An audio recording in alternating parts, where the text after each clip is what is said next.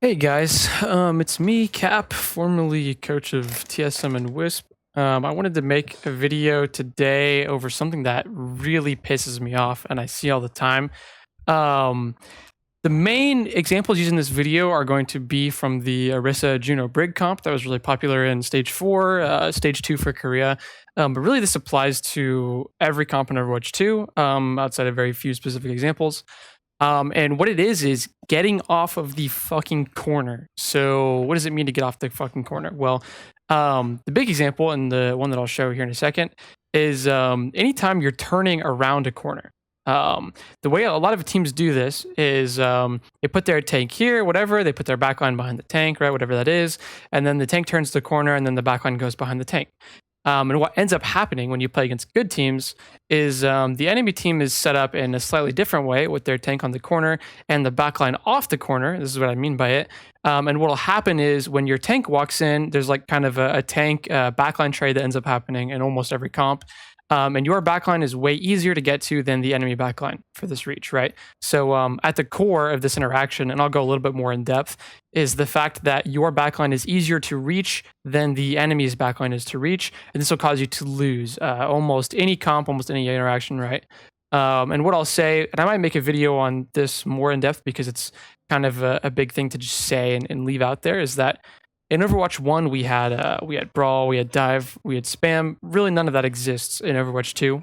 There are characters that have those elements still, yeah, but the main thing that happens is there's a tank and there's a backline, and every comp can be simplified down to a tank and a backline. And to this interaction that's going to happen in your early fights and in your mid fight, right?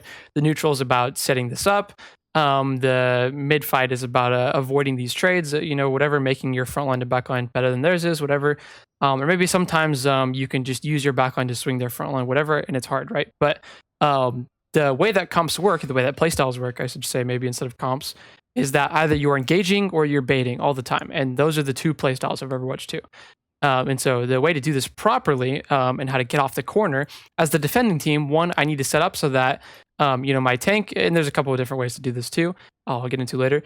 My tank can play on the corner, and that's fine because it's really hard to just directly punish my tank for doing something like this. My backline cannot play on the corner, right? This is twice as important for the team that is trying to swing around the corner, right? So if I'm the defending team, my backline's playing off the corner, we're doing something like this or something like this or whatever. This is my hit scan, this is my, my main support, my flex support is here, whatever, right? But I'm still where I can see around the corner, I can spam, I can poke, I can do all this stuff. I can bait myself, I can say, hey, tank, come reach for me.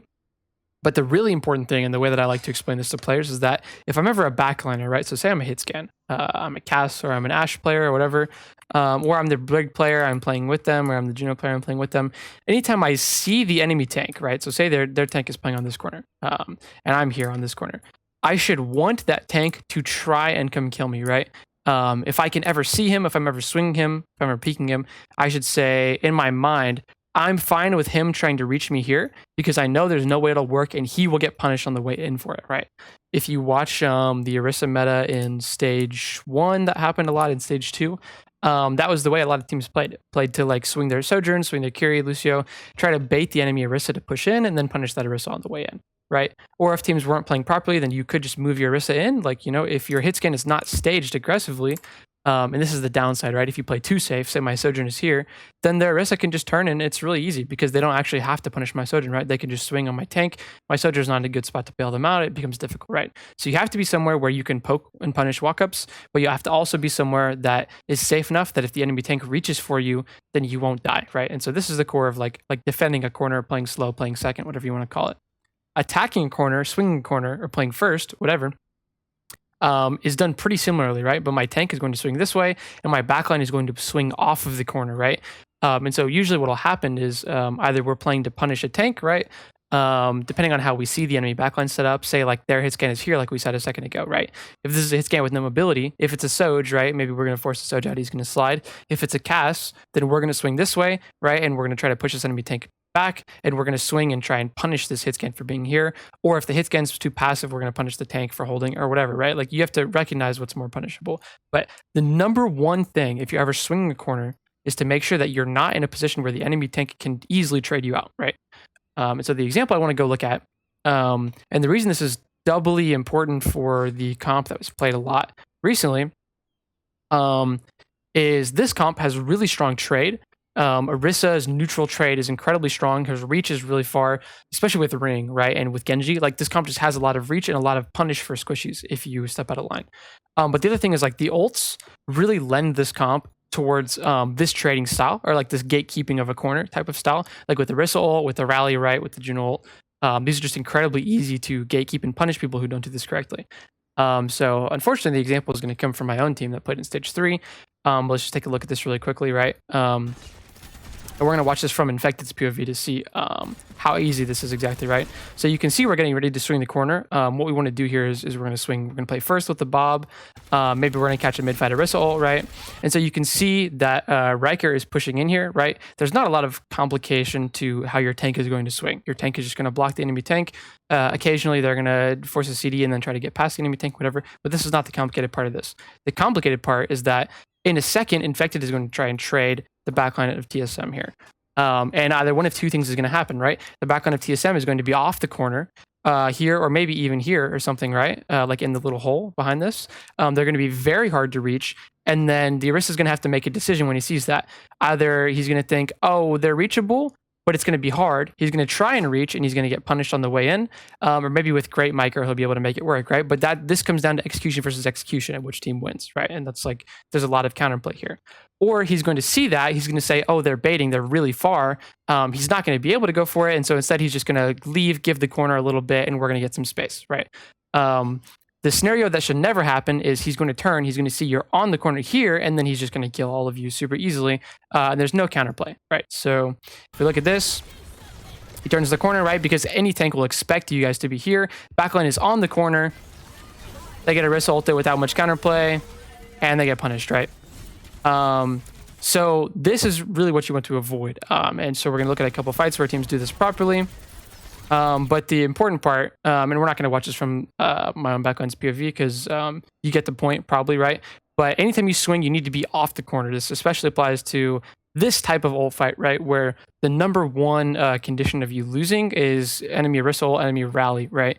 I'm baiting my tank specifically. We know in a mid fight, even though we're going first, we're swinging, right? Like you can go first while expecting to kite in a mid fight, and that's still totally fine as long as you're doing this properly. The good example we'll look at is from Crazy Raccoons versus Falcons. We'll look at Lip.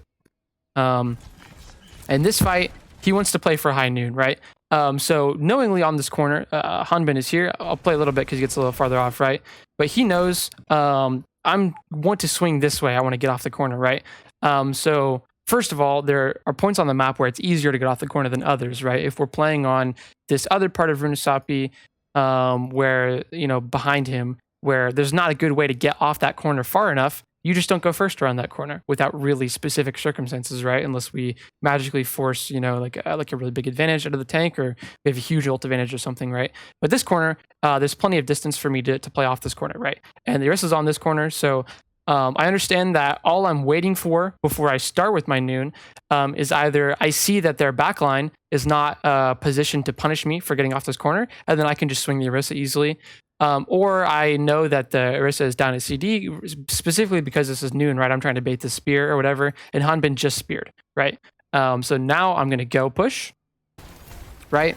But if you watch them push and you watch their positioning, look how far Lip is off the corner, right? He's completely off the corner. Jumpin is on the corner. His Brig is blocking for him, right? This is obviously because of the lens flare and stuff, is hard positioning. But if you look how far off the corner he is, right?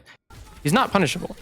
And Hanbin ends up getting punished for this. Like what I said earlier, right? When he sees Hanbin here, he wants Hanbin to try and push him because he knows how good his positioning is. He knows if Hanbin tries to push him here, then Hanbin will get punished for it and Lip won't get punished for it, right? And then some of this is the micro, you know, of the shield and the Orisa blocking, but not specific to the noon, right? If this was just a neutral swing, it's the same thing. Hanbin cannot punish here, right? Without like really specific ult circumstances. If you watch this from Hanbin's POV, it's equally as obvious, right? And I will preface, if you are a backliner and you feel like you're getting punished a lot, you should always watch from the enemy tank's POV because this will make it obvious how well you're playing. If it's really easy for the enemy tank to punish you, then you're playing like shit.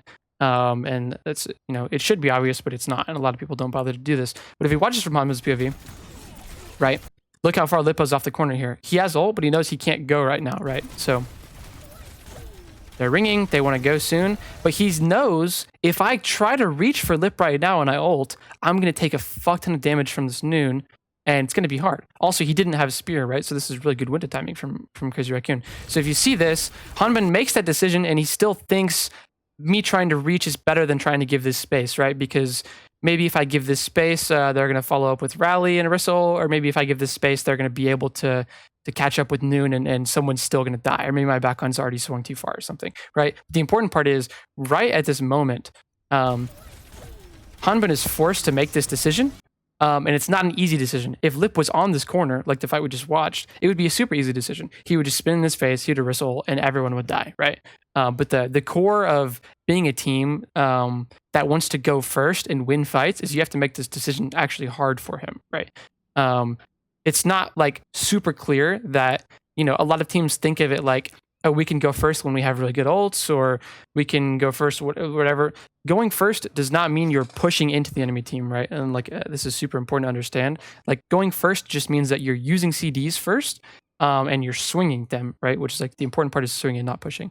But yeah, Hanben tries to push this. It's not easy. He gets punished for it. Crazy Raccoons ends up winning this fight easily, right? So this is really the main thing.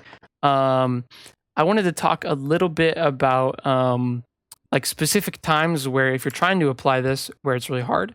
One of the biggest examples is Runusapi, the map we were just looking at, where let me find this. There's a part of this map that's really notoriously hard to push around the corner. And so it usually ends up in really prolonged neutrals. And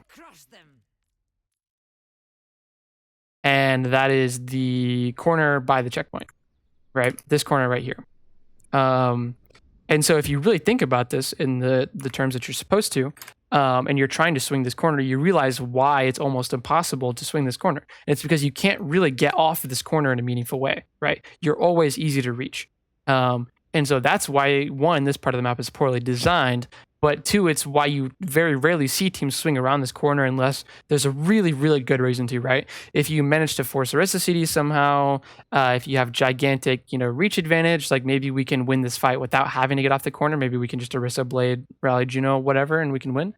That's cool. But that's why you see such prolonged neutrals around defending this corner instead of pushing around it, because it's almost impossible to meaningfully push this corner and get off of it. Like, my cast is here or here. This feels awful, right? I'm looking at the enemy Orisa, and I think I actually don't want him to try and come trade me because I'll die for it, right? So that's the most important part.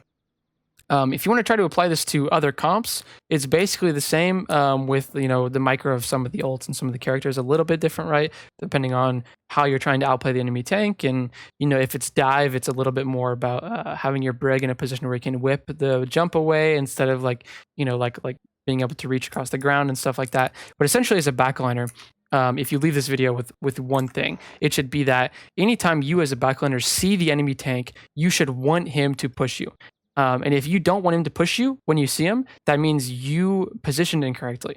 And you should always be striving for this as a backliner, because that makes the enemy tank's life hell. He'll complain to his team, I can just never reach them. They're just baiting so hard. They're spamming me out, right? You want to make it shit for this guy.